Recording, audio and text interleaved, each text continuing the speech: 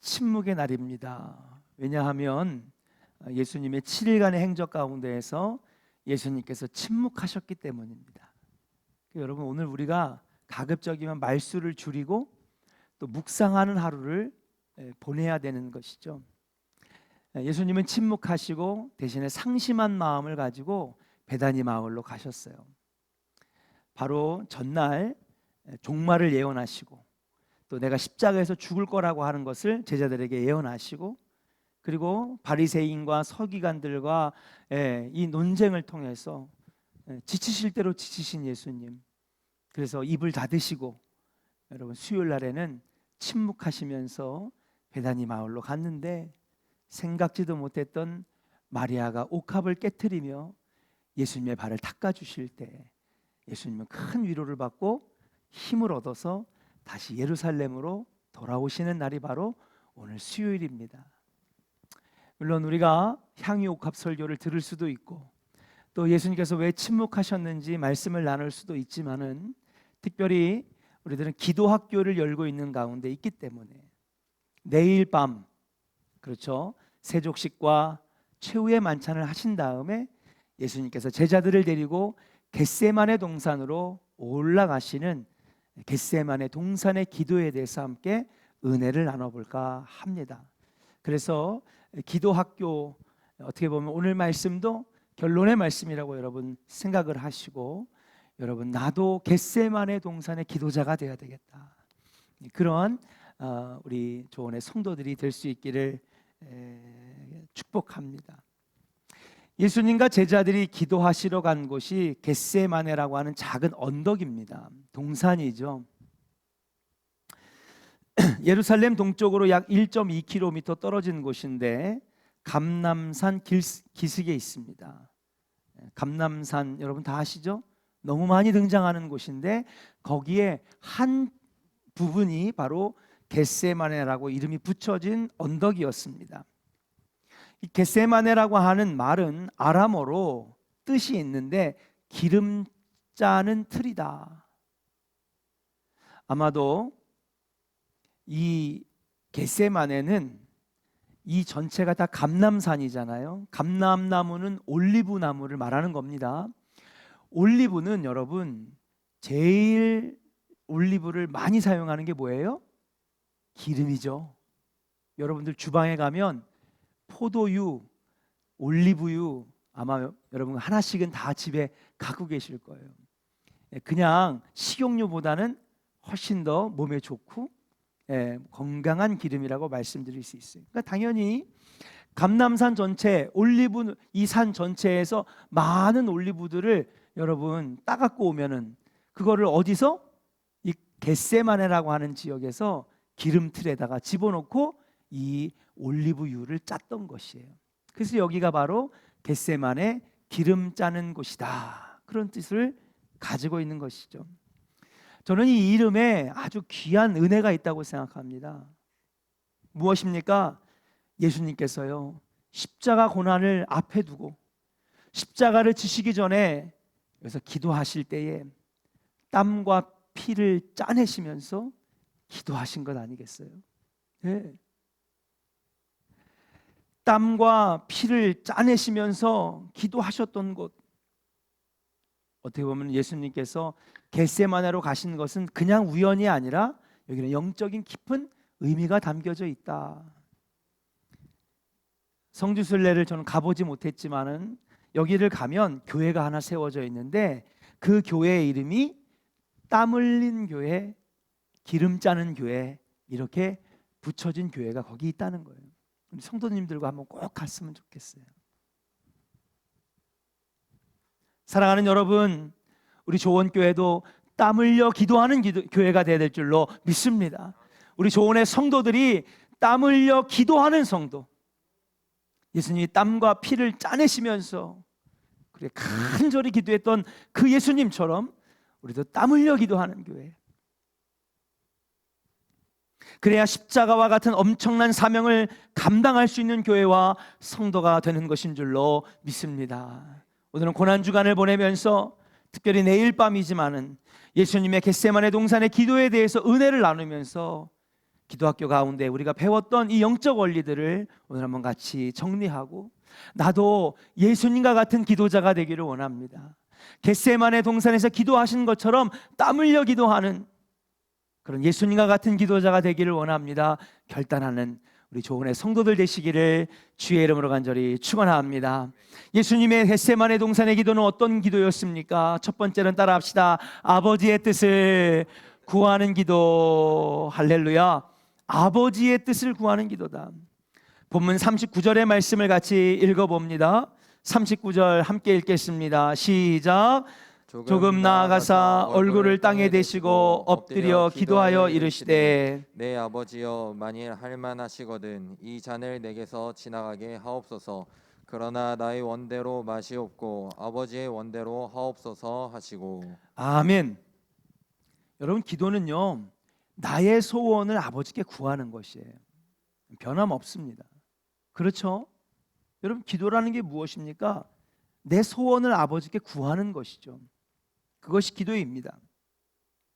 마치 아들이 아버지에게 자기의 필요를 말하는 것과 같습니다. 자녀들이 엄마 아빠한테 이거 주세요, 학용품 필요해요, 이게 필요합니다. 그처럼 우리의 기도도 자녀된 우리가 아바 아버지 되신 하나님께 소원을 말하고 필요한 것들을 구하는 것이, 그것이 기도입니다. 그러나 아들의 요구를 들어주고 안 들어주고는 누구의 판단에 있는 것이죠? 아버지의 판단에 있는 것이에요.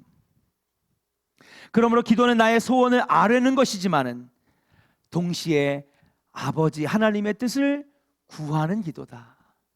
아버지의 뜻을 구하는 기도라야 응답을 받을 수 있는 것인 줄로 믿습니다. 하나님의 뜻에 합당치 않는 기도는 아무리 하여도 소용이 없다고 그랬어요. 야고보서 4장 3절에 보니까 육신의 정욕을 위해 쓰려고 하는 잘못 구한 기도는 응답이 없느니라 그랬거든요.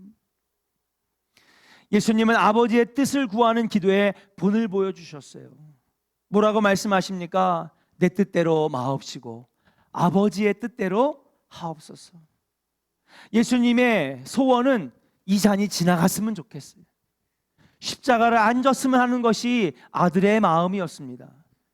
그러나 동시에 자기의 소원을 구했지만은 동시에 아버지의 뜻을 동시에 구했다는 것이죠. 본문 38절에 보니까 예수님이 이렇게 말씀하세요. 내 마음이 심히 고민하여 죽게 되었다. 예수님의 이 심적 상태를 우리가 알 수 있는 대목입니다.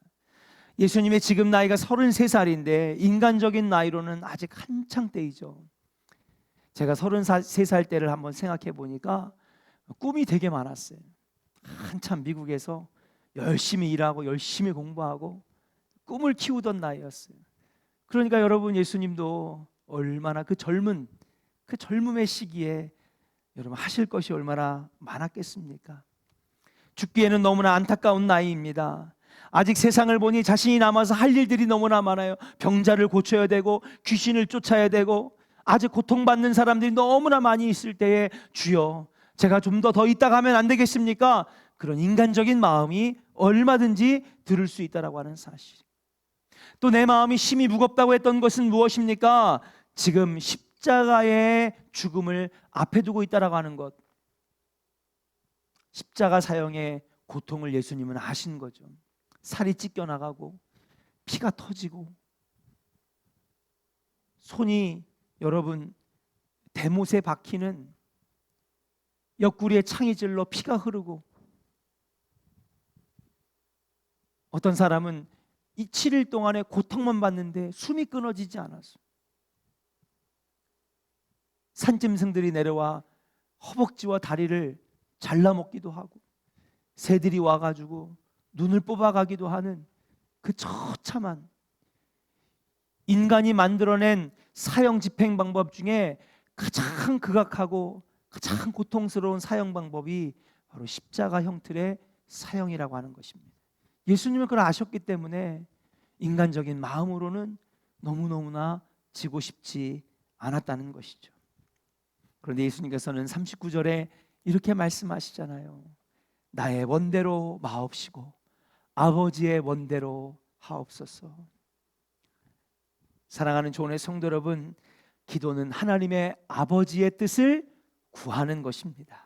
한번 따라합시다. 기도는 아버지의 뜻을 구하는 것입니다. 아멘.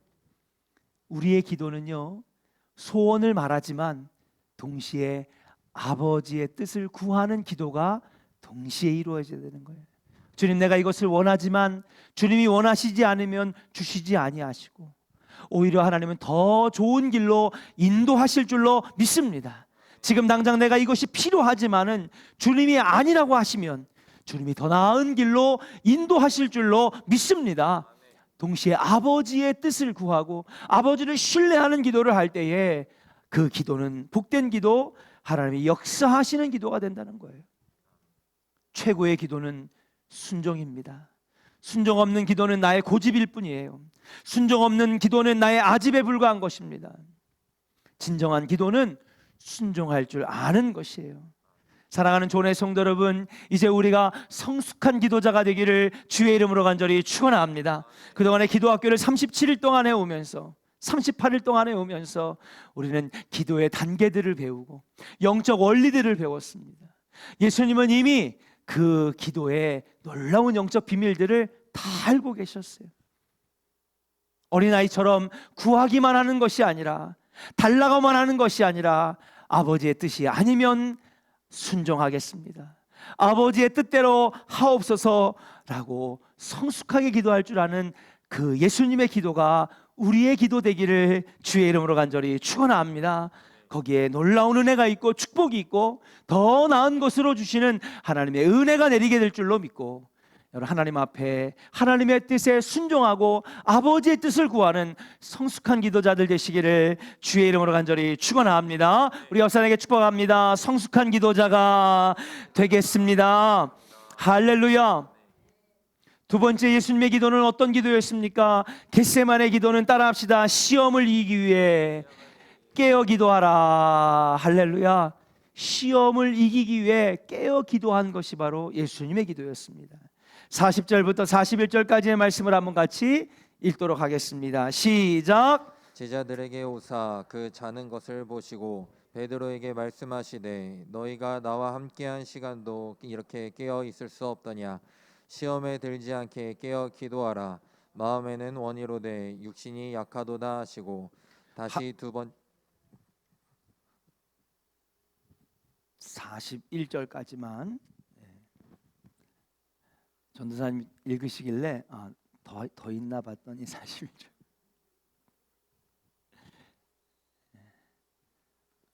참 우리 전도사님 참 인상도 좋고, 그렇죠? 키도 크고, 특히 키가 부러워요. 내가 1m 87만 됐으면 운동선수를 했을 텐데. 얼굴도 잘생기고, 그렇죠? 무엇보다도 사람이 수더분하게, 이런 사람이 복 받아요. 좋은 목회자 될 줄로 믿습니다. 할렐루야. 그러니까 윤미수 전사님, 나는 왜 칭찬 안 해주나. 우리 윤미수 전사님 귀하죠. 예, 할렐루야. 예. 본문 40절에서 41절 말씀을 보니까 너희가 한시도 나와 함께 깨어 있을 수 없느냐. 시험에 들지 않게 깨어 기도하라. 잠든 베드로와 제자들을 보시고 책망하고 계세요. 그 예수님이 이 책망하시는 걸 들어볼 때 예수님이 굉장히 화가 나셨나 보다라고 생각할 수도 있습니다. 근데 여러분, 예수님이 화가 나셔서 책망하시는 게 아니에요. 여기서의 책망은 어떤 책망이냐? 안타까움의 책망입니다. 아니, 예수님 좀 있으면 떠나실 건데 이제 와서 화내셔서 뭐해요? 지금 예수님께서 책망하시는 것은 화가 나서 야단치시는 것이 아니라 너무나 마음이 안타까워서 야단을 치시는 거예요. 베드로에게 이렇게 책망하심은 베드로를 미워하시기 때문이 아니라 베드로를 위하시기 때문에 말씀하신 것이다. 앞으로 예수님이 없는 가운데에 수많은 마귀와 사탄의 시험이 닥쳐올 것을 예수님은 아시는 거예요. 세상에 복음을 전해야 될 이 베드로를 생각하니까 안타까워서 책망하신 겁니다. 깨어 기도해야 되는데, 영적으로 승리해야 되는데, 사명 감당할 수 있어야 되는데, 이렇게 잠들어 있으면, 영적으로 죽어 있으면, 영적으로 깨어 있지 못하면 감당할 수 없을 텐데, 이 베드로를 두고 떠나자니 예수님의 마음이 점여오는 거예요. 사랑하는 이 제자가 앞으로 이 험한 세상에서 하나님의 사명을 감당해야 되는데 과연 감당할 수 있을까? 안타까운 마음으로 책망하고 계시다라고 하는 사실이에요. 그래서 예수님은 베드로에게 말합니다. 시험을 이기기 위해 깨어 기도하라.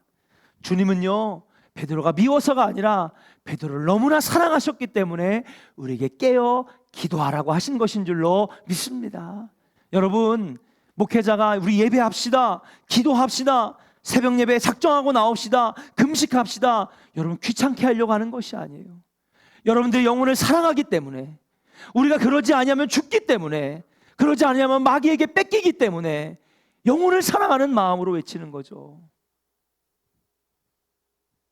여러분, 제가 여러분들에게 인기 얻고 점수 얻으려면요, 여러분 싫어하는 말 절대 꺼내지 않습니다. 그럼에도 불구하고 이렇게 하는 것은 무엇입니까? 여러분, 영혼을 사랑하기 때문에. 사랑하는 여러분, 이 예수님의 말씀을 우리가 기억해야 됩니다. 너희가 한시도 나와 함께 깨어 있을 수 없더냐. 시험에 들지 않게 깨어 기도하라. 마음에는 원이로되 육신이 약하도다 말씀하셨어요. 지금 우리에게 하시는 말씀입니다. 예수님이 바로 고난주간을 보내는 저와 여러분들에게 하시는 여러분 사랑의 말씀이에요. 기도학교 가운데 주님이 우리에게 주시는 말씀입니다. 너희가 지금까지 한 번도 깨어 있을 수 없느냐? 시험에 들지 않도록 기도해라. 우리가 깨어 기도하지 않으면 시험에 들 수밖에 없습니다. 우리는 어쩔 수 없는 육신의 본성을 가지고 있는 자고요, 우리는요, 선한 것보다는 악한 것에 마음이 끌리는 영적으로 약한 존재예요. 죄의 본성을 가지고 태어난 자입니다. 그래서 여러분, 우리는 육신을 이길 수 있는 우리 스스로의 능력이 너무나 약한 거예요. 세상 사람들이 그래서 뭐를 만들었냐? 바로 도덕장치를 만들어놨어요. 그게 법과 질서와 윤리죠. 그러나 여러분, 아무리 사람이 견고하게 법과 질서와 윤리를 만들어놨다고 하더라도 범죄가 끊이지 않잖아요. 범죄가 줄어들지 않잖아요.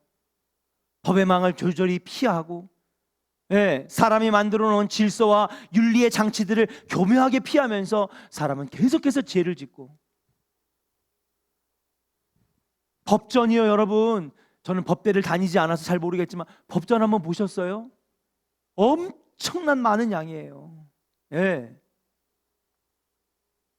형사법, 민사법, 무슨 국제법, 여러분 그거 법마다 이만큼의 책이 두꺼이들이 나와요. 그래서 아무리 여러분 사법고시를 패스한 사람, 검사와 변호사들이라도요, 여러분 이 재판안을 준비하기 위해서 몇 달 동안 수천 장의 그 자료들을 모아서 공부합니다.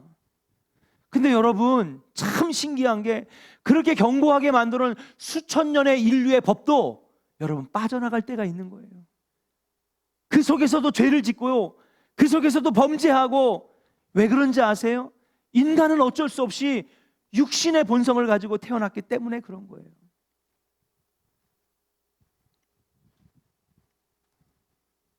사랑하는 여러분, 그렇기 때문에 우리는 육신의 본성과 육체의 정욕을 이기기 위해 뭘 해야 되느냐? 여러분, 기도해야 될 줄로 믿습니다. 기도할 때에 여러분, 육이 영을 끌고 가는 것이 아니라 영이 육을 이기는, 영이 육을 지배하는, 승리하는 믿음의 백성들이 될 수 있다라고 말씀하시는 거예요. 지금은 때가 악한 시대입니다. 우리가 자다가 깰 때입니다. 사도 바울은 로마서 13장 11절에서 이렇게 우리에게 말씀하셨어요. 또한 너희가 이 시기를 알거니와 자다가 깰 때가 되었도다. 이는 이제 우리의 구원이 처음 믿을 때보다 가까웠음이니라 말씀하고 계세요. 코로나 시대니까 좀 기도를 좀 멈추고 예배를 좀 멀리하고, 아닙니다.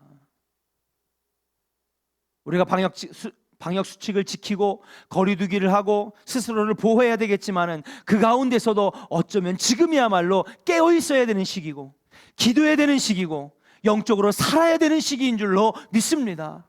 그래서 하는 거예요. 깨어서 기도하지 아니하면 사탄의 시험을 받습니다. 사탄은요, 우리가 상상치도 못하는 강력한 존재고요, 사탄은요, 생각지도 못한 방법으로 우리에게 유혹하며 다가옵니다. 이 유혹은 달콤하고 힘이 있어서 우리의 힘과 지혜로는 절대로 이길 수 없는 존재가 바로 사탄이라고 하는 사실이에요. 베드로전서 5장 8절에 보니까 사단을 우는 사자와 같이 두루 다니며 삼킬 자를 찾는다고 했습니다. 그래서 우리가 깨어 기도하지 아니하면 여러분 사탄에게 사로잡힐 수밖에 없다라고 하는 사실이에요. 여러분 오늘 기도하다가 아니 이제부터 여러분 간절히 기도하세요. 하나님, 내가 기도합니다. 영적 분별력을 주시고 기도할 때마다 영적 집중력을 주시고 하나님, 기도할 때마다 내 영이 강해지게 하여 주옵시고 영안이 열려지게 하여 주셔서 무엇이 사탄의 짓인지 무엇이 하나님이 원하시는 것인지를 깨달아 알게 하여 주시옵소서. 여러분 기도할 때 열리는 거예요.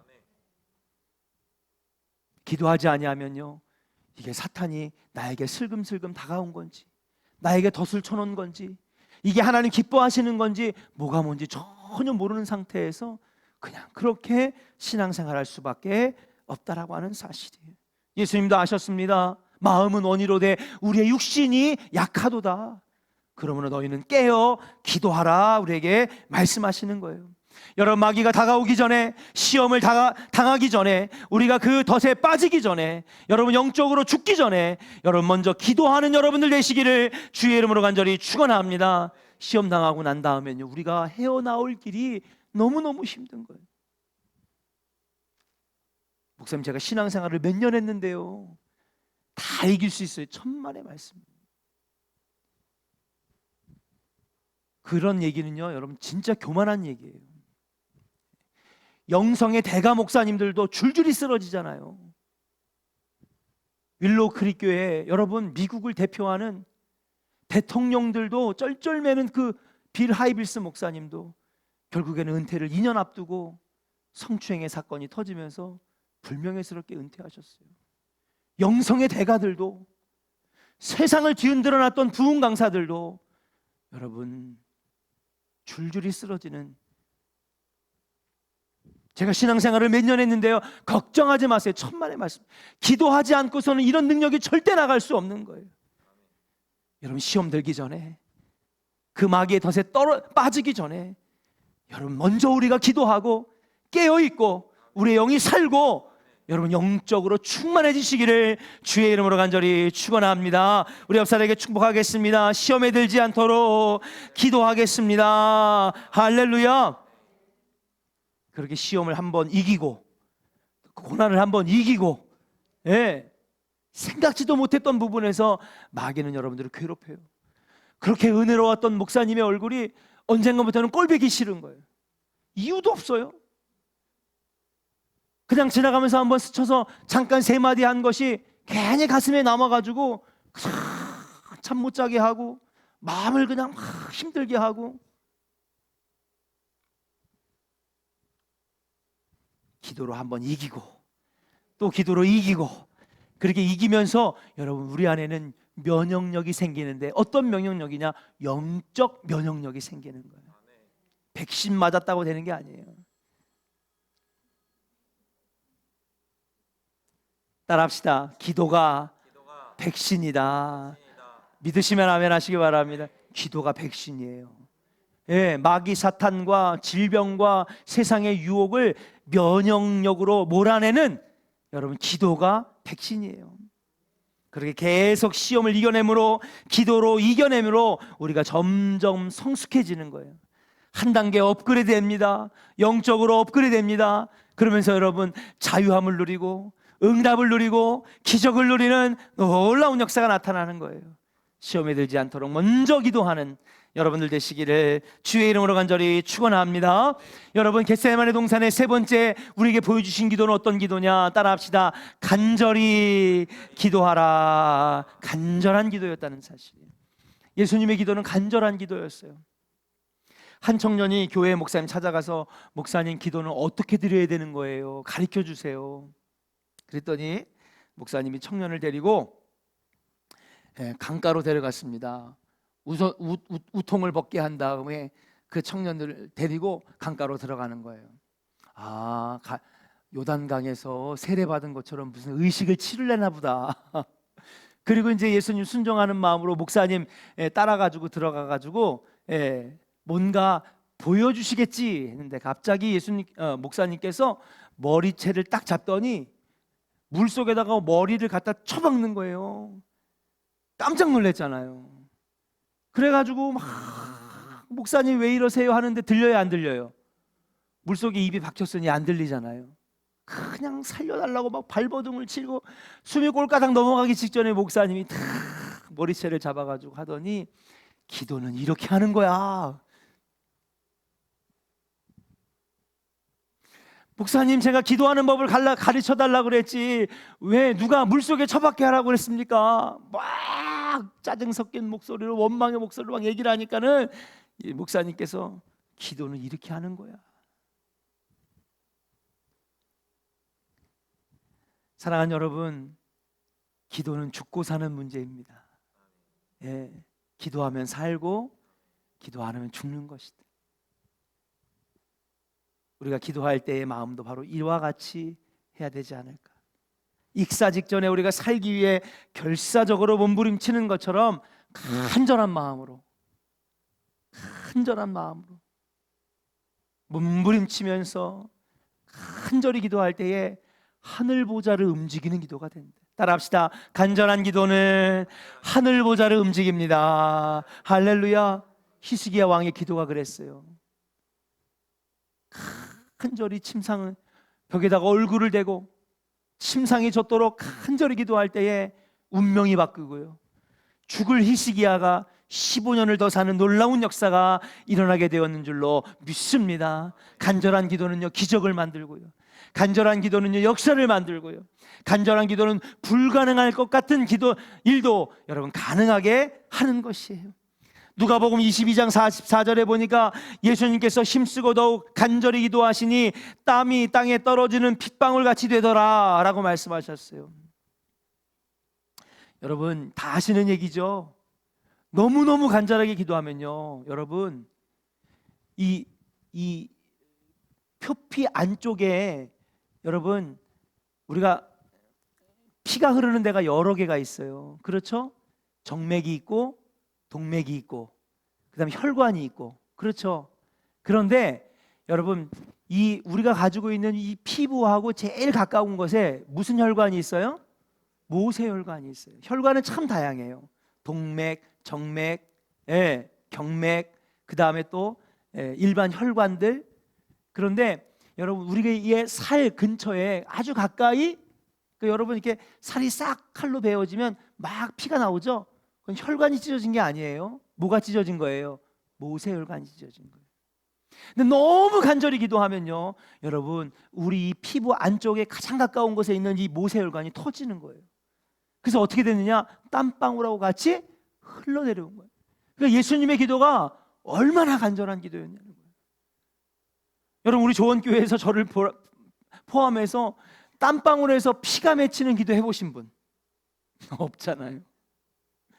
그러니까 여러분 예수님의 기도가 얼마나 간절했는지. 간절한 기도는 기적을 만듭니다. 역사를 만듭니다. 예수님의 간절한 기도는 달랐어요. 예수님도 똑같은 인간이었기 때문에 십자가가 안 무서웠겠습니까? 도망가고 싶지 않았을까요? 내 나이가 한창인데 33살이면 꿈도 많고 할 일도 많고 아직 인생의 전성기를 누리지 않는 나이인데 사시고 싶지 않았을까요? 이 사명을 감당하기 위해서는 예수님이 간절하게 부르짖을 수밖에 없었다라고 하는 사실이. 그러나 사랑하는 여러분, 그 예수님의 간절한 기도가 있었기 때문에 십자가를 질 수 있었고 모진 고난과 수치와 모욕을 이겨낼 수 있었고 그리고 십자가의 구원의 완성을 통하여서 온 인류가 구속 죄사함을 받고 우리의 죄가 말갛게 사라지는 역사가 일어나게 되었는 줄로 믿습니다. 구원 사역이 이루어진 것이라는 사실이에요.